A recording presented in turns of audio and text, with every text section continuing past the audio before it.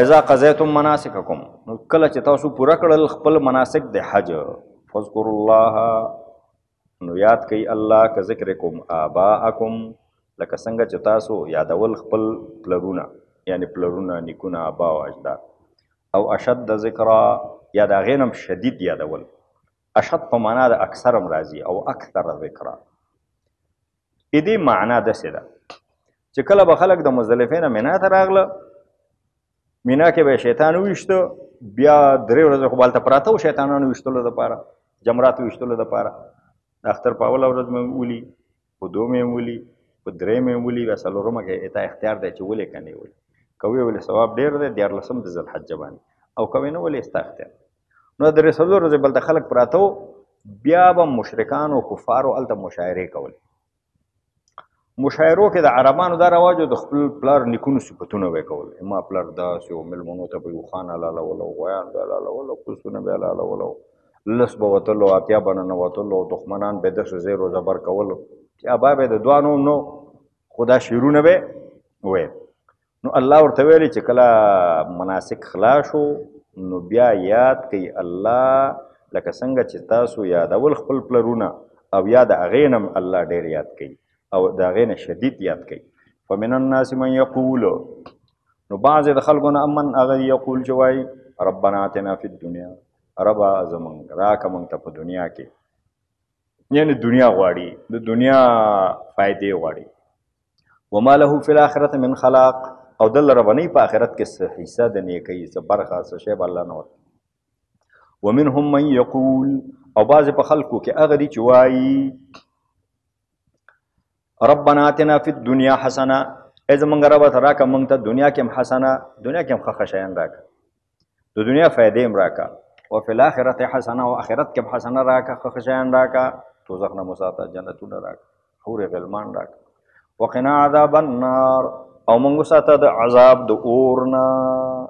اولئک دغه خلک دي لهم نصیب، چې دوی ته به برخه وي مما کسبو، د هغه شیانو نه چې دوی کړي، دوی کوم کوشش کړی، محنت یې کړی، حج یې کړی، عبادات یې کړي، د دې برخه به الله ته آخرت کې هم ورکوي. والله الله سریع الحساب، تیز حساب اخیستو والا دی. دې معنا څه شو چې حج کې خو الله دعاګانې قبلوي. څه خلک دعاګانې کوي بس دنیا دپاره کوي، دنیا دپاره الله ما ښه کړي، زمن مه ښه کړي، بچي مې ښه کړي، یو کور راکړي، او 2 ښځې راکړي، او 2 نجرې به ځمکه راکړي، موټر مې نوی کړي. دعا یې د دنیا نه مخکې نیسي. نو الله وایي که د دنیا دا دعا که مې خوښه وشوه اور به یې کړم، که مې خوښه ونه شوه اور به یې نه کړم، خو آخرت یې خپل خراب کړم، آخرت یې خو نشته. خو الله وایي درست خلک هغه دي چې کله حج کوي یا حج وکړي، که د حج منځ کې دعاګانې کوي، که آخر کې دعاګانې کوي، نو وایي الله دنیا مو هم ښه کړي، آخرت مو هم ښه کړي. نو دې خلکو ته بیا د آخرت برخه شته. پاتې شو دنیا، نو دنیا که د الله خوښه وشوه اور به یې کړي، که د الله خوښه ونه شوه اور به یې نه کړي، خو د الله خوښه ده، خو دعا خو چې کړې ښه کړي او الله یې ورکوي. خو آخرت اولئک لهم نصیب مما کسبوا، دوی چې کوم کسب او کار وکړو دې ته به برخه ملاویږي، آخرت به هم الله ورکوي. یوازې دنیا غوښتل دې باندې الله خفه کړي، دنیا او آخرت دواړه غوښتل دې باندې الله خوشحالي. وګوره نو دعا چې کوي نو الله وایي یوازې دنیا مه غواړه که نه آخرت هم وغواړه، آخرت هم وغواړه. ګوره الله موږ ته ښه لاره ښایي، درسته لار ښایي. په آخرت غوښتلو باندې خو د ژبه نه ستړي کېږي که نو چې دنیا غواړې آخرت هم ورسره غواړه. او الله به ځکه خفه کېږي چې الله وایي آخرت دې خرابېږي. الله خپل بندګانو باندې الله مهربانه دی، الله وایي چې دواړه یې ښه شي. او حج او عمره چې د حدیث کې راغلي الحج والعمرة تنفیان الفقر، حج او عمره فقر محوه کوي. څوک حجونه وکړي او عمرې کوي الله یې د فقر نه ساتي، غربت نه الله ساتي، ولږې نه الله ساتي، او الله په ټولنه کې ورته عزت ورکوي، او الله یې عزیز کوي، الله یې محترم کوي. او د حج د غربت او د فقر نه الله پاک ساتي. اذکر الله فی ایام معدودات، یاد کوي الله په شمیرل شو ورځو کې. دې ورځو نه همدغه د مینا ورځې، مینا ورځ ته اشاره ده. یعنې کله چې تاسو مینا ته راغئ په دې شمیرل شو ورځو کې الله یاد کوي. یعنې څو ورځې کومې ورځې دي؟ د ذوالحجې 10مه 11مه 12مه، یعنې د اختر اوله 2مه 3مه دې پورې خو دا دی که د اختر 4مه باندې پاتې کېږي هم د خوښه، که نه پاتې کېږي هم د خوښه. خوب مینا کې به یې الله به یادې، ذکر به کوې، جمرات به ولې، تلاوتونه به کوې او عبادتونه به کوې، هلته به پروت. فمن تعجل فی یومین، که چا بیړه وکړه په 2 ورځو کې، 11 12 د ذوالحجې، فلا اسم علیه، ګناه پرې نشته. ومن تاخر، او که څوک وروسته پاتې شو 14 تاریخ ته، فلا اسم علیه، ګناه پرې نشته. لمن اتقا، دا د هغه چا دپاره چې تقوا روش غوره کوي. یعنې یو هغه سړی دی چې هغه وایي دا له پکې چا ویستي، دا له پکې چا ویستي، زه چې ځو او په 12 روان شي، نو دته الله اجر نه ورکوي. د خو د دین د احکامو سپکاوی کوي. نه چې یو سړی متقي دی، دیندار دی، هغه وایي چې 14 پورې پاتې شوی وی ډېر به ښه و، یا مریض یم، یا مې کار دی، یا مې عجله ده، یو شی دی، نو زه الله موږ ته رخصت راکړی دی، نو دا الله د رخصت نه به استفاده وکړو. چې باغیانه روش نه وي، بې اعتنایي نه وي، زړه کې تقوا وي، د الله د شاعرو احترام او تعظیم وي. نو که په 3مه باندې پاتې نه شو، نو پاتې نه شو. واتقوا الله، او د الله نه تقوا ویره وکئ، د الله د نافرمانیو نه ځان وساتئ. واعلموا پوه شئ انکم تاسو چې الیه تحشرون، همغه الله طرف ته واپس کول کېږئ. مخکې یاد کې راغی چې د حج مناسک خلاص شي، الله یاد کوي، لکه پلرونه هم چې یادول. اسلام کې دا شی ښه نه دی ګڼلی شوی چې څوک په پلرونو نیکونو په ښېګڼو باندې افتخارات کوي. حدیث کې راغلی نبی صلی الله علیه وسلم فرمایلی من بطأ به عمله لم یسرع به نسبه. څوک چې د خپل د عمل د وجه نه شاته پاتې شو، عمل دی سست که، عملي لحاظ باندې دی چې نه دی خپله، لم یسرع به نسبه، د ده عمل چې دی تیزوی نشي، د ده نسب دی تیزوی نشي. صحیح دی چې قومونه باید خپل تاریخونو سره تړلي، خپل افتخارات او ویاړونه ورته معلومي، خو هغه یو مناسب حد پورې. هغه داسې نه چې تا ټول خوراک او څښاک همغه شي، نور هېڅ شی نه کوې، پګړۍ چنګ ږدې چې 15,000 کاله تاریخ لرو، نه خواري کوې، نه محنت کوې، نه مزدوري کوې، نه کوشش کوې، نه د خپل وطن د آبادولو دپاره کوشش کوې، نه د خپل کورنۍ او فامیل د آبادولو دپاره کوشش کوې، نه د ځان د آبادولو دپاره کوشش، هېڅ شی نه کوې، همدې فخر ته او افتخار ته ناست. دا صحیح کار نه دی، دا خو سړی د کاره باسي. نو ځکه نبي صلی الله علیه وسلم من بطأ به عمله لم یسرع به نسبه، د چا عمل چې څوک مخکې نه کړي، نسب یې مخکې کوی، نسب یې مخکې کوی نه شي. هر سړي ته پکار چې کار وکړي، کوشش وکړي، محنت وکړي. واعلموا انکم الیه تحشرون، او پوه شئ تاسو چې تاسو چې الله طرف ته به جمع کول کېږئ ټول، بیا به الله سره حساب کوي. ومن الناس، او بعض د خلکو نه من هغه دي، یعجبک قوله فی الحیات الدنیا، تعجب کې اچوي د هغه وینا، تا په تعجب کې اچوي د هغه وینا، فی الحیات الدنیا، د هغه وینا چې دنیا سره متعلق وي، چې دنیا سره د هغه کومه خبره متعلقه وي، هغه تا په تعجب کې اچوي. بیا معنا ده شوه، تا په تعجب کې اچوي هغه چې څه وایي فی معنی الدنیا، د دنیا په باره کې چې هغه څه وایي، تا په تعجب کې اچوي، ډېره لویه خبره یې وکړه. او یا د یعجبک سره دی، یعنی ومن الناس من یعجبک قوله، چې په تعجب کې اچوي تا د هغه وینا، فی الحیات الدنیا، په دنیا کې د هغه وینا تا په دنیا کې تعجب کې اچوي، آخرت کې نه. آخرت کې معلومیږي چې دا منافق دی، د دوه نوم نه دی.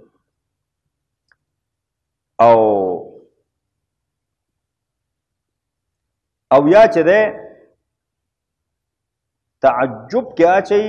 د هغه قول ته، فی الحیات الدنیا، یعنی د هغه قول چې د دنیا په باره کې څه وایي قوله فی الحیات الدنیا د دنیا په باره کې چې څه وایي هغه تا په تعجب کې اچوي ویشهد الله علی ما فی قلبه او الله ګواه کوي په هغه څه باندې چې د ده په زړه کې دي چې زه خو مخلص یم زه خو رښتیا وایم زه خو د وطن خیر غواړم زه خو د ملت خیر غواړم بس خبرې وهو الد الخصام هغه د ټولو نه کوک او ناسم دښمن د دین او د قوم او د ملت د ټول نه ناسم دښمن امغی الد الخصام هغه دښمن ته وایي او هغه جګړه کوونکي ته وایي چې تا سره جګړه لري چې هغه د ټول نه زیات کوږي هغه ستا خلاف اره نه اره حربه استعمالوي هغه ستا د ملامتولو د بدنامولو نه د دروغو نه ځان نه ساتي هېڅ یو اخلاقي پستي چې هغه پکې پرېوځي خو ځان پکې پرېباسي خو دې دپاره چې تا خراب کړي دغسې دښمن ته الد الخصام وایي چې بد اخلاقی پست اخلاقی کم ظرفی لجوجي او کوږي دا الد الخصام الد وی اصل الالد دی الشديد اللديد أي شديد صفحة العنق وهو الذي لا يمكن صرفه عما يريد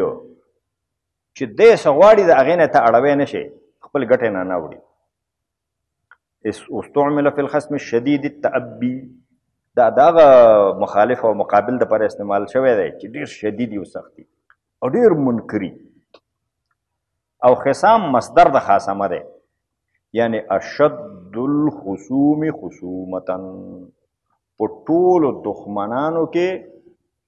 په خصومت کې او په جګړه کې دی د ټول نه شدیدي خو خبرې ښې ښې کوي بظاهر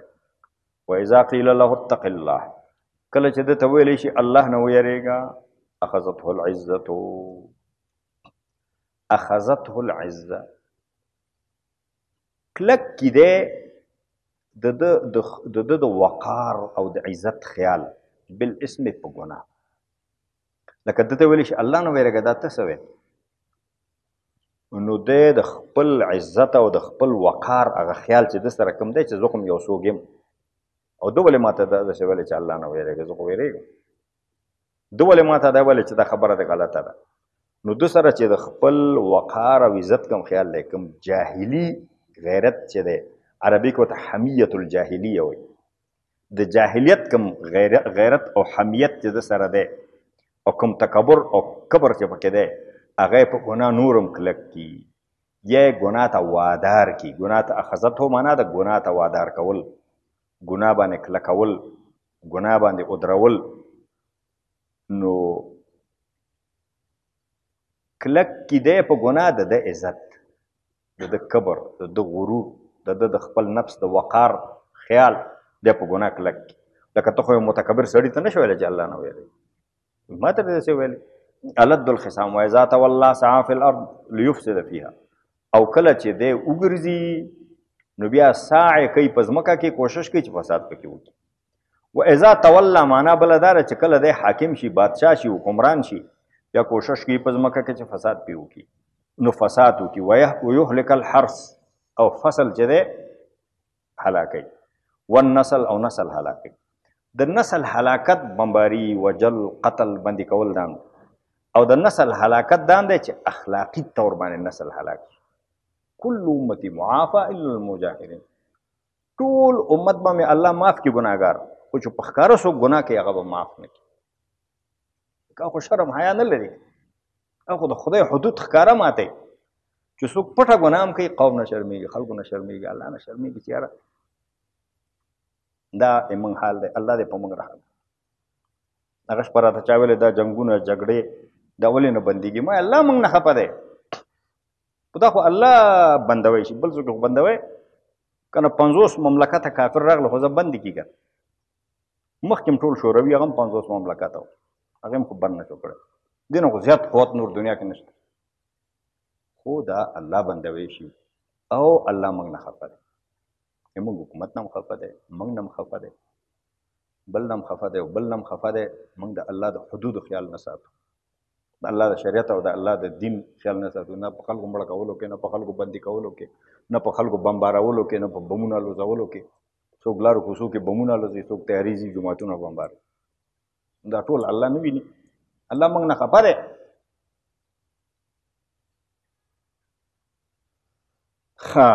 بس الله دې رحم وکړي موږ او تاسو نو الله وایي دغسې منافقین چې په خوله یو شی وي او کوي بل شی فحسبه جهنم نو بس دی ده ته جهنم ولا بئس المهاد او هغه ډېر ځای ناکاره ځای د اوسېدو دی ومن الناس او بعض خلکو نه من هغه دي یشري نفسه چې هغه خرڅوي خپل نفس ابتغاء مرضات الله لپاره د طلب د رضامندۍ د الله یشري نفسه بیلی خپل نفس ورکی خپل نفس قربانی خپل نفس ابتغاء مرضات الله د الله د رضا د طلب د پاره والله الله رؤوف بالعباد مهربانه دی ډېر زیات مهربانه دی په دغسې بندګانو یا ایها الذین آمنوا ای د ایمان خاوندانو ادخلوا فی السلم کافه داخل شي په اسلام کې پورا مفسر لیکلی حان من السلم يدخل فی الطاعات كلها داخل شي په اسلام کې کاف پورا په ټولو طاعاتو کې په ټولو عبادتونو کې دا مه کوئ چې بعضې وکوي بعضې ونه کوي ټولو منئ ټولې خبرې وکوي بیا که کوم خبره پاتې شوه کته بره لاړه موږ ګناهګار یو مسلمانان یو انسانان یو الله مهربان خو یو سړی خو به دا عقیده نه ساتي که نه چې نیم دین منم او نیم نه منم ولا تتبعوا خطوات الشیطان پیروي مه کوئ د شیطان نقش قدم پسې خطوات جمع د خطوتون ده خطوه نقش قدم ته وایي خطوات جمع ده د شیطان خطواتو پسې مه ځئ د هغه په لاره مه ځئ د هغه په پل مږدئ انه لکم عدو مبین بېشکه هغه ستاسو دښمن دی څرګند اوس دا بېهنګومه موسیقي دا خطواتو شیطان کې نه راځي سود بېپردګي بېحیایي دروغ ظلم قتل وژنه عامه دا ټول خطواتو شیطان دی مسلمان وجل روا نه دي که څوک جهاد کوي په مسلمان جهاد نه کیږي که څوک د دهشتګردي مقابله کوي نو کوي دی په مدرسه کې دهشتګردي نشته مدرسه کې خو دین ښیي قرآن ښیي دین ښیي دا موږ ظالم شوي یو بل باندې بیخي زړه نه خوږي نو دا ټول د شیطان لارې او هغه ستاسو دښمن نو موږ دښمن په لار روان فإن زللتم من بعد ما جاءتكم البينات او که تاسو وښویېدئ پس د هغې نه چې تاسو ته راغلي دي څرګندې خبرې د الله طرف نه راغلي ټول روام الله بیان کړي ناروام الله بیان کړي تاسو بیا هم ښویېږئ او ناروا کوئ او روا پرېږدئ فاعلموا نو پوه شئ ان الله عزیز حکیم چې الله غالب دی او حکمت والا دی عزیز څه معنا لا یعجزه الانتقام منکم څوک نشي عاجزوی د دې نه چې هغه تاسو نه انتقام واخلي ما چې کومه خبره وکړه هغه د خپل هلته راغلی چې موږ نه الله خفه دی الله وایي دین مې پوره بیان کړی درته مې ویلي چې ټول ومنه پوره او ته بیا هم ښویېږې د الله واضح خبرې دې نه منې نو بیا په دې پوه شه چې الله عزیز دی غالب دی که هغه تا نه انتقام اخلي څوک یې مخه نیوی نشي ځکه ته ګناه کوې جرم کوې د الله حدود خپل لاندې کوې نو الله ته پرېږدي الله نه انتقام اخلي او حکمت والا دی یعنی لا ينتقم الا بحق هغه انتقام نه اخلي مګر په حقه چې کوم قوم یې نیولی دی نو نه حق نه دی نیولی په حق یې نیولی دی هغې کې خپله مرض او بیماري شته هل ينظرون الا ان ياتيهم الله في ظلل من الغمام والملائكه وقضي الامر والى الله ترجع الامور هل ينظرون آیا دا خلک انتظار کوي یعنی انتظار نه کوي دا وروسته الا راغلی هل ينظرون دا حل په معنا د ما دی یعنی ما ينظرون د انتظار نه کوي الا مگر د دې خبرې ان یاتیهم الله چې راشي دوی ته الله فی ظلل په سایبانونو کې من الغمام د وریځې والملائکة ملائک وقضی الامر او فیصله د کار وشي والى الله ترجع الامور والله ته واپس کېږي د ټولو کارونو پورې دې آیت مطلب دا چې اوس خبرې خو همدارې چې کېږي انبیا خو همدارې چې راځي کتابونه خو همدارې چې راځي علما خو همدارې چې بیانوي نو ته کله منې ته دې ته انتظار یې چې الله د وریځو په سایبانونو کې راشي او ملایک ورسره وي دنیا ته کته شي او تی وویني بیا منې چې داسې خبره وشوه بیا خو قضیه الامر بیا خو د خبرې فیصله کېږي بیا خو الله قیامت قایم بیا خو ستا منل او نه منل فایده نه کوي ستا ازمایش په همدې کې دی چې الله دې لیدلی نه وي ویې منې ستا ازمایش په همدې کې دی چې څه شیان د پردې نه شاته دي ته د پیغمبرانو په خوله باندې ومنې د پیغمبرانو د ژبې نه ومنې ایمان بالغیب راوړې کله چې تا ملایکو لیدل الله دې ولیدو او د پردې غیب شاته چې څه شیان دي هغه دې ولیدل او بیا ته ووایې چې زه یې اوس منم هغه وخت بیا منل فایده نه کوي ته د دلیل او منطق په اساس باندې باید اوس ومنې همدې کې ستا ازمایش دی که په دې ازمایش کې څوک کامیاب شو کامیاب په دې ازمایش کې څوک ناکام شو هغه ناکام نو دې ته انتظار مه کوه سل بني اسرائیل کما آتیناهم من آیة بینه ته پوښتنه وکړه د بني اسرائیلو نه څونه موږ ورکړي وو هغوی ته من آیة بینه د آیات بیناتو نه آیات بینات آیا نښې ته وایي بینه څرګندې ته وایي څونه څرګندې نښې مو ورکړې وي دې نه څه مطلب دی یا د هغوی د پیغمبرانو معجزې دي او یا د هغوی کتابونو کې چې کوم واضح او څرګندې خبرې دي هغه دي ومن یبدل نعمت الله څوک چې تبدیل کړي د الله نعمت من بعد ما جاءته پس د هغه نه چې ده ته راغی فإن الله شدید العقاب نو بیا الله داسې قوم ته سخت عذاب ورکولو والا دی ګورئ یو پیغمبر یو وخت کې راتلل او د هغه منل او نه منل ډیره مهمه مسله ده نو دا په یو قوم د الله نعمتي چې هغې ته داسې نښې الله پاک وښیي چې د هغه وروسته راتلونکي پیغمبر څه نښې نښانې څه شیان پکې چې دوی ته اسانه شي د هغه پېژندل نو دا الله یهود ته ښودلي وو نصاراو ته هم الله دا ښودلې وې د نبي علیه السلام باره کې او داسې ورته معلوم و چې سلمان فارسي مدینې منورې ته راغی دا د یو باچا زوی و په ایران کې کوم مسیحي راهب سره یې انډیوالي شوه دی ځوان و لکه داسې دا بچي چې د ترجمې ته راځي دا ځوانان درس ته دغسې یو عیسایي عالم سره هغه وخت کې همغه مسلمانان دوستي شوه هغو ته سبق مابق څه شی بیا هغو ته ویې دا د اخر زمانې د پیغمبر د راتلو وخت چېرته راځي وایي د خرماو وطن کې به یي یو څه داسې نښې ورته ښودلې وې هغې باندې اردو کې چا ډېر ښایسته کتاب هم لیکلی د هغې کتاب نوم دی د رڼا سفر بیا هغه هم داسې روان شوی دی بیا خلکو غلام کړی دی او نیولی دی همدې زور کوي همدې خرما وطن ته اخر مدینې منورې ته رسېدلی مدینې منورې ته اول ته نبي صلی الله علیه وسلم راغی نښې یې ورته ښودلې وې یو نښې ورته دا ښودلې وه چې تحفه هدیه ډالۍ ګفټ اخلي خیرات نه خوري نو غوټ زنبیل خرما یې راوړې ویل یا رسول الله د صدقه ده نبي صلی الله علیه وسلم خلکو ته اشاره وکړه چې دا وخورئ خپله یې ونه خوړه نو پوښتنه یې وکړه چې ولې نه خورئ نو هغه ویل موږ باندې صدقه خوړل منع ده پوه شو چې یو خبره خو را پیدا شوه یو دانه خو به یې خوړلې و نه کور ته ویو ورځ نه په پس یا سبا ته نورې خرما یې راوړه ویل یا رسول الله دا ما ګفټ راوړه هدیه مې راوړه تحفه او ډالۍ مې راوړه نو خپله یې مو خوړه او چې کوم خلک ناست و هغې ته یې اشاره وکړه چې ټول یې وخورئ بیا څه نورې تجربې وې دا ورته مقه عیسیانو ملایانو ویلي وو چې هغه دی پوه شو چې دا الله پیغمبر دی نو ایمان یې